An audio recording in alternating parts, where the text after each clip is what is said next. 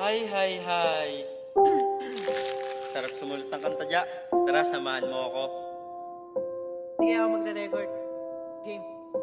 Sa taong ito, pati nakaraan nagbago, naglitawan mga mafia ngayon sa ating gobyerno. Ngayon pa kung kailan kinakailangan ng mga tao ang pera na dapat ay nasa kamay ng mga tao. Di ko na kailangan pa nabanggitin pa ang ahensya. Wala sa mga tao sa inyo ang diferensya. Bistado na kayo kahit anong gawing pagtago. Magugas na kayo ng kamay at kahit pamaligo. Wala nang matatago, may dungis na ang pangalan. Isa sa inyong katrabaho at kayo'y pinangalanan. Gusto ko na sanang magmura dahil sa aking nalaman. Managot at managot ang mga may kasalanan. Bulok na sistema ay nararapat ng baguhin upang susunod na administrasyon may mamanahin. At sana ay pala rin matupad mga dalangin. Kaso nga lang wag na lang, ibubulong na lang sa hangin. Buti pa kahit hindi masyadong kilala na tao na iisip na tumulong sa nangangailangang tao. Ayuda na saan na inyo nang pinagdamot. Kaya marami ngayon ang sikmura ay kumikirot. Mga kamay na malikot gumagawa ng masama. Para kinabukasan meron silang mga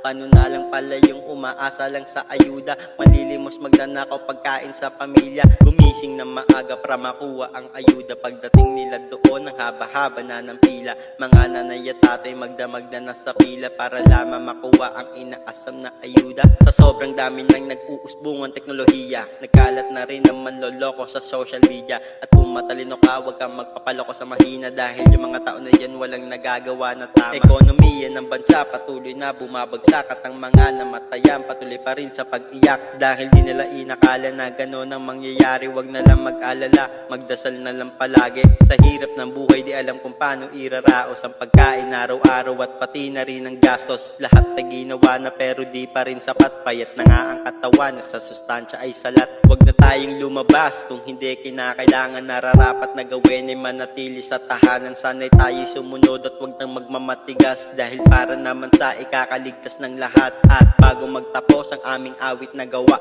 huwag kalimutan palagi magpasalamat sa kanya. At kung kinakailangan lumabas, tayo'y magsuot ng mask para maiwasan porsyentong mahawa sa labas. Pagsubok lang ito, tayo rin ay makakabangon. At pag dumating ang araw na yun, tayo'y makakaahon. Hanggang dito na lang siguro at palagi tayong mag-ingat. Isipin na lang nating matatapos na to bukas. Ano kaya ang lunas at sagot sa katanungang bumabagabag sa kaisipan ng karamihan? Isipin ng pamilya, tatagan ng iyong loob, ang sarili ihanda at kay bathalay dumulog.